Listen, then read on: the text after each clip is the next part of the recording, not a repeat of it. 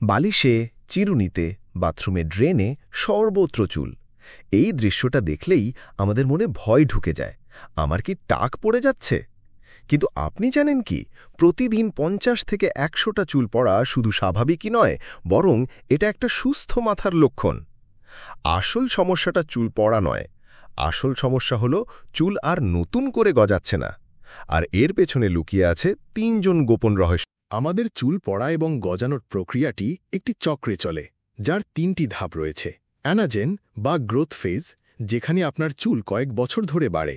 Catagen বা transition phase, যখন চুলের বৃদ্ধি থেমে যায়, এবং টেলোজেন বা রেস্টিং ফেজ, যখন চুল বিশ্রামে থাকে এবং অবশেষে নতুন চুলের জন্য জায়গা করে দিতে স্বাভাবিকভাবেই ঝরে পড়ে।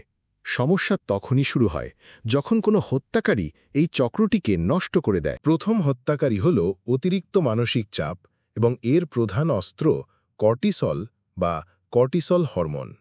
যখন আপনি দীর্ঘ সময় ধরে চাপে থাকেন, তখন কর্টিসল আপনার চুলের বৃদ্ধি চক্রকে আক্রমণ করে। এটি একসঙ্গে অনেক চুলকে সময়ের আগেই গ্রোথ ফেজ থেকে রেস্টিং ফেজে পাঠিয়ে দেয়। এর ফলে হঠাৎ করে প্রচুর চুল পড়া শুরু হয়, যাকে টেলোজেন এফ্লুভিয়াম বলা হয়। দ্বিতীয় হত্যাকারী হল পুষ্টির অভাব। আপনার চুল মূলত কেরাটিন নামক প্রোটিন দিয়ে তৈরি। এটি বাড়ার জন্য আয়রন, জিঙ্ক, বায়োটিন এবং প্রোটিনের মতো পুষ্টি প্রয়োজন। যখন আপনার ডায়েটে এই উপাদানগুলোর অভাব হয়, তখন আপনার শরীর গুরুত্বপূর্ণ অঙ্গগুলোকে আগে পুষ্টি সরবরাহ করে। ফলে চুল পুষ্টির অভাবে দুর্বল হয়ে পড়ে এবং এর বৃদ্ধি চক্র বাধিত হয়। এবং তৃতীয় ও সবচেয়ে শক্তিশালী হত্যাকারী হল ডিএইচটি বা ডাইহাইড্রোটেস্টোস্টেরন, যা জেনেটিক চুল পড়ার বা টাকের প্রধান কারণ। যাদের বংশগতভাবে চুল পড়ার প্রবণতা আছে, তাদের শরীরে টেস্টোস্টেরন হরমোন ডিএইচটিতে রূপান্তরিত হয়।